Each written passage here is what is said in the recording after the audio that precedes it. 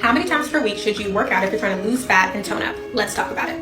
So there's two sections of our body. We have upper body and lower body. Ideally, you want to hit these parts of your body 2 times per week. So depending on your schedule, there's 2 different ways to do this. The first way is you can do 4 workouts per week, 2 of them focus on upper body and 2 of them focus on lower body. I would alternate those. Or you can do 3 workouts a week, 1 focus on lower body, 1 focus on upper body, and 1 full body, so that you hit both 2 times a week. But one of those times you're hitting both in one workout. I recommend doing the one that works best for your schedule. If you know realistically you can do 3 times per week, don't try to do 4 because you won't be able to stick to it and you're gonna feel bad about yourself and then do nothing at all. And if you need help putting the pieces together and creating a workout schedule that's effective and works for your lifestyle and your goals, click the link in my bio and let me help you out. 30 hard, 75 hard, and so on. What do all of these challenges have in common? They suggest that by working out, and only by working out, people can lose weight, which is why so many people think that the key to losing weight is by working out. But is it?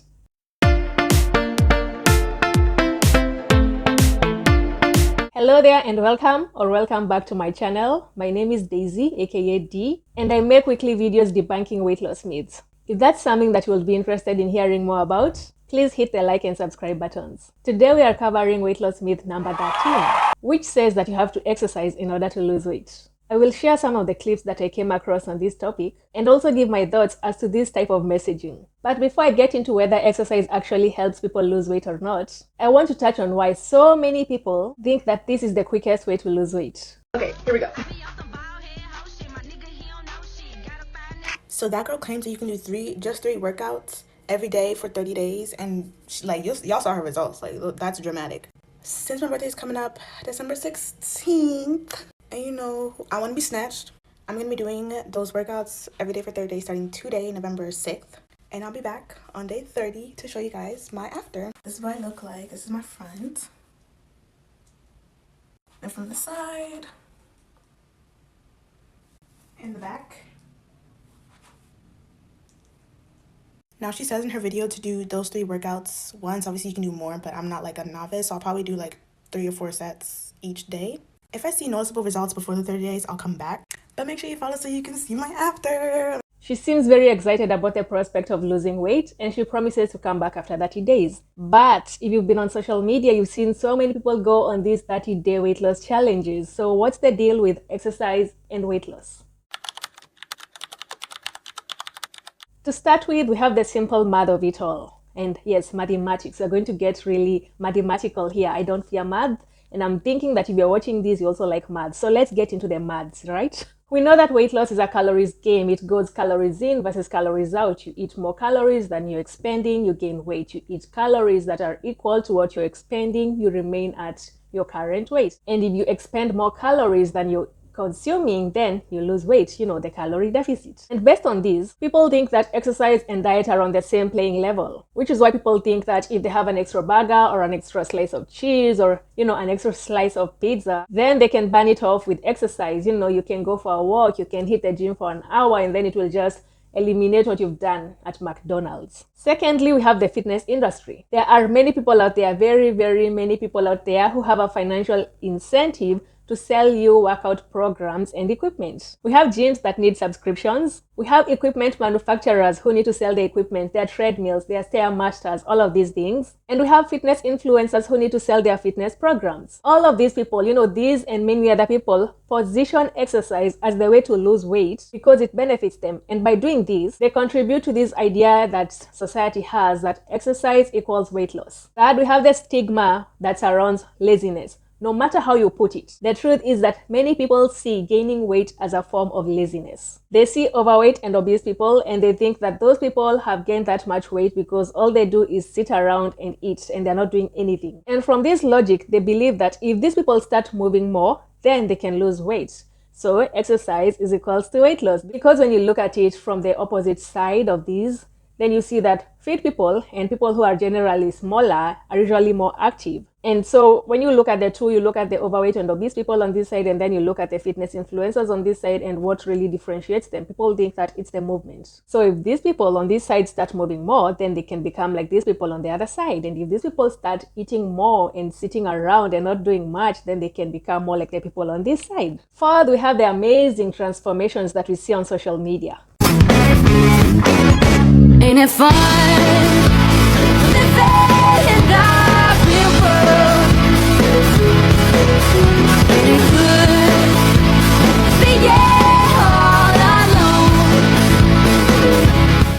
love that song, but putting that aside, she gets this question: how often do you go to the gym? And she answers, Monday to Friday. And the thing is that every time that we see people on social media showing off these transformations, and we learn that they achieved these amazing transformations by working out, then we get this idea that working out is actually the key to weight loss. Because if you see her caption, if you see the video, just shows that she worked out and then she lost the weight. And this is just by going to the gym for a month. She's officially been going to the gym for a month and she has all that progress. And finally, we have the hype of the afterburn that comes from working out. If you have a calorie counting watch like I do, or any other standard calorie counter app or website that you use to figure out just how many calories that you have burned, then you have come across those post-workout stats. I mean, my watch even tells me that if I've cleaned my house for 3 hours, then I've burned at least 1,000 calories. And when people share these stats, or when they come across these stats on social media, or maybe on a website or any other app that they're using, they get this idea that working out burns so many calories that it can help them in their weight loss journey. And again, this ties back to the simplicity that I talked about of calories in versus calories out. I mean, if you're going to eat this burger and your watch tells you that if you go running for an hour, then you can burn off enough calories to that burger, then you can lose weight if you're just working out, right? Well, I would really love to say that our bodies work like calculators, which would be very, very awesome. They do not. So let's start by breaking down this calories in versus calories out equation and seeing exactly how that works and why exercise may not always lead to the burn that we expect. I walked 20,000 steps a day for the last 30 days, and this is what it did to my body. So these were my legs 30 days ago, and this is what they look like today. And I'm so shocked. I don't know about you, but I think 30 days is insane for that kind of result. And I'm so happy that I took these pictures because I couldn't see it in the mirror. And this is what I looked like 30 days ago in these very tight jeans of mine. It maybe doesn't look like that, but I couldn't sit down in these. And this is what they look like on me today. I lost around 4 kilograms in the last 30 days, but I'm pretty sure that I also gained some muscle from walking that much. I also witnessed a lot of other benefits besides losing weight that I will show you in my next photo post. I enjoyed this challenge a lot, and I wouldn't have made it without you motivating me each and every day. So thank you very, very much to all of you. And June is around the corner, so maybe I will start a new challenge then. And that was everything for me today. Bye-bye. Someone says, well, I have been getting 20,000 to 30,000 steps every day for years, and it's never done anything for me. And she's not alone in wondering why her body does not lose weight even with all that working out. I mean, she's walking 20,000 to 30,000 steps every day. For how long? She's been doing this for years. Wow. Okay. Now, the thing is, everybody has a total daily energy expenditure, which is what we abbreviate as the TDEE. And this TDEE represents the number of calories that you burn in every day, in a single day, every day. Yes, this is the number of calories that you burn daily. And while it varies from person to person regarding the percentages, usually it looks like this. Of this TDEE, 60 to 75% of it goes into daily functions that keep you alive, such as breathing. And this 60 to 75% is what we refer to as the Basal Metabolic Rate, which we also refer to as the BMR. 10% of this TDEE goes into digestion, and this is what we refer to as the thermic effect of food. So when you hear people saying that you need to eat more protein because it has a higher thermic effect of food, it's going to be contributing to this 10% of your TDEE. It's not like it's going to be like 90% of your daily energy expenditure is going to go towards digesting all those proteins. Yeah, it's like 10% of your total TDEE goes into digestion. So where exactly does exercise fit in? So this is where it gets interesting, because now the 15%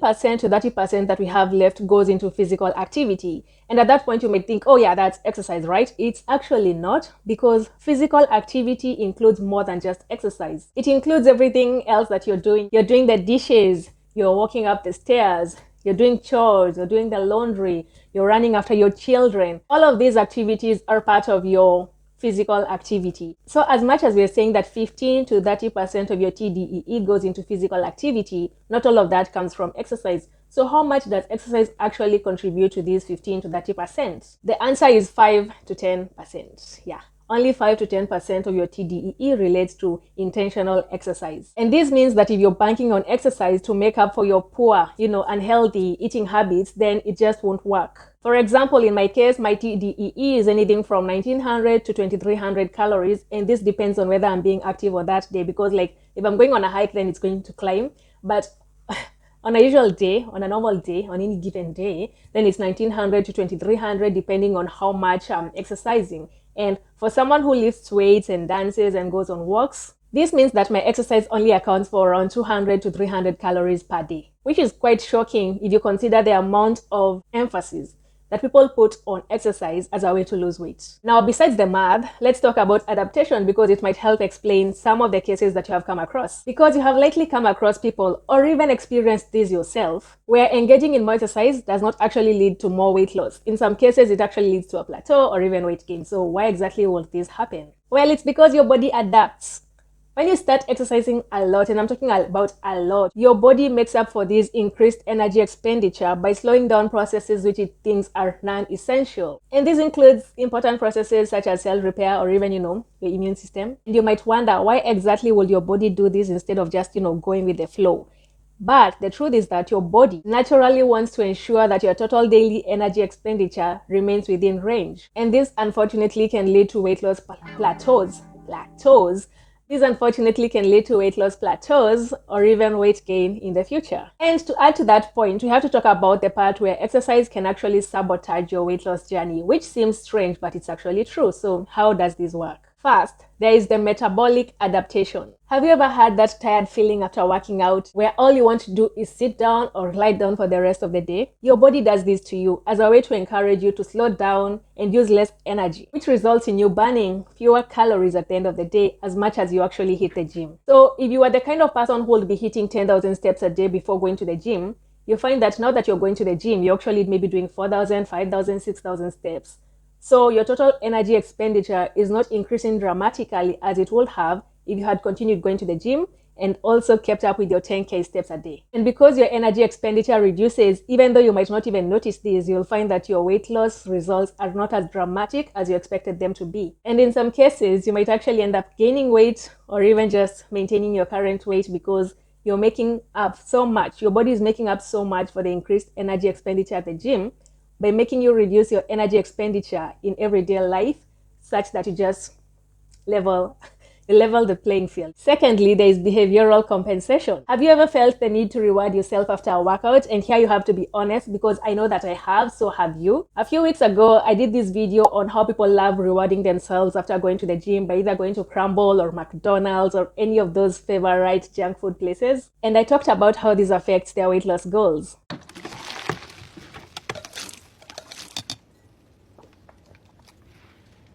It's like a reward. Okay, I really hope she did not actually eat all of that food. Yeah, because if she's trying to lose weight, there are fries, there's a burger there, I can see dippings. I have no idea what this is, but I'm thinking it's some kind of breaded meat or something. I don't know. I'm not American. I don't really know what that is. So let's see some of the comments here. I actually laughed when I saw this because someone says, "You deserve it, queen." And she says, "I think so too, and that's the problem." And I will agree, it is a problem. And someone else says, "Me after every day one." And the creator says, "Me too, like a good workout. I deserve this." And that's again the problem. And many people fall into this trap where they think or they feel that they have to reward themselves for going to the gym, or they think that they have earned the right to eat that way because they have worked out. But unfortunately, these treats, even though they may look small, that McDonald's feast was not small, but even if these treats may look small, whether you're going to Crumble, you're going to Starbucks and getting something, whatever it is that you're doing, it might look small, but the truth is that these small and these big treats can easily negate the calorie burn that you have coming from the gym.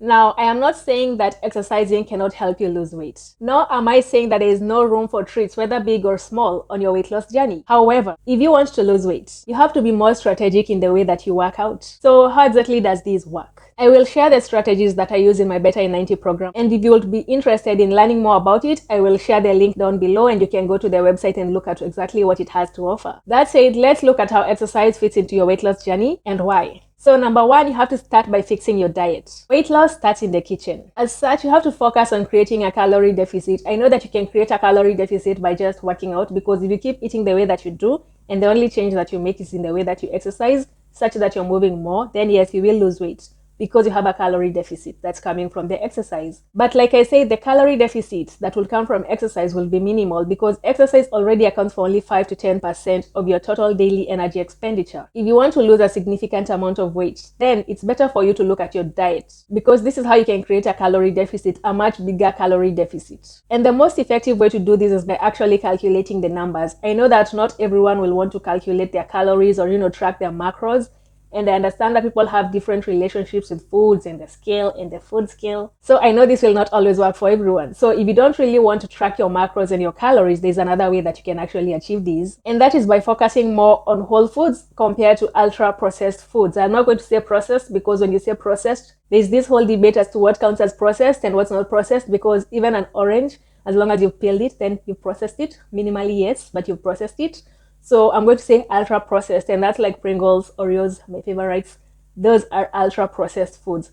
So you want to focus more on whole foods. On top of this, I find that mindful eating actually helps a lot, because it helps you get in touch with your hunger and your fullness cues, so that you know when you're actually full and when you're hungry, and that helps you regulate your weight much more intuitively. But again, intuitive eating does not work for everyone. Some people need to actually have those numbers. Number 2, you have to get on top of your stress and your sleep management. If you have ever tracked your weight on a daily basis, then you will know that your weight tends to go up on a day that you have not slept well. On top of this, you're likely to feel more hungry on such days when you have not had a good night's sleep. It is not by accident. Research shows that poor sleep contributes to increased hunger and stress hormones. And this makes you crave more fat and more sugar, and this increases your risk of behavioral compensation, as I mentioned before. So when it comes down to choosing whether you should have an extra hour of sleep or spend that time in the gym, then I will encourage you to spend that time in bed or taking a nap. You need to rest if you really want to see that scale go down, or you want to see your clothes fit better, because I know not everyone uses the scale to gauge their weight loss progress. Number 3, you need to look beyond weight loss. Many people have poor relationships with exercise because they have often used it as a form of punishment for their weight gain or for what they eat. And as you can imagine, this gets old. To avoid getting into this space where exercise feels like a form of torture or something that you have to do rather than something that you want to do, start looking at it in terms of its benefits. For example, when you look at strength training, lifting weights is challenging. I lift weights. I know it's challenging. Sometimes you're in the process of doing it and you feel like you cannot really actually do it, but then you push yourself. As much as it feels hard, when you look at its benefits, you remember that strength training is a way for you to increase your muscle mass and preserve it for your strength, especially as women. As we get older, we really need that muscle mass. We need that bone density. And on top of that, having more muscle mass is a way to naturally boost your metabolism. In the same way, people doing the 10K or 20K step challenges, yes, walking might not feel very comfortable on a cold day, or there are times that you will wake up and you'll not really want to go walking. But then when you look at its benefits, you look at walking is a really nice way to regulate your mood and reduce your stress.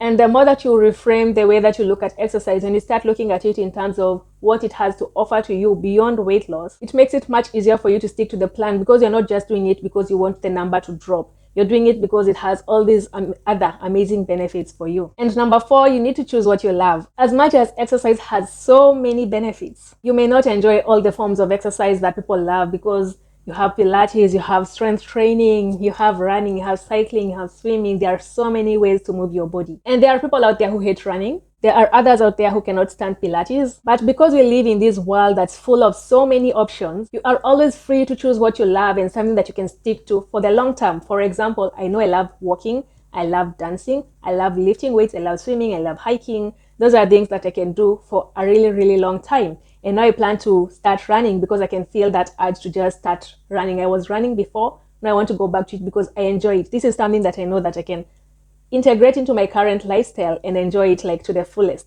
And that's exactly what everyone should do. It should not be because this is a challenge that I have to do in 30 days that I can get abs or, tone my legs or something. It will be because it's something that you enjoy and something that's good for you. Because as long as you're working on the kitchen and you're making sure that you're in a calorie deficit and you're eating whole foods, you will lose weight with or without the exercise. And that brings me to the end of today's topic. Let me know what you think in the comments, and I will see you next week as we debunk the next weight loss myth. It has been wonderful having you here, and I thank you for joining me on yet another myth busting Monday. Bye bye.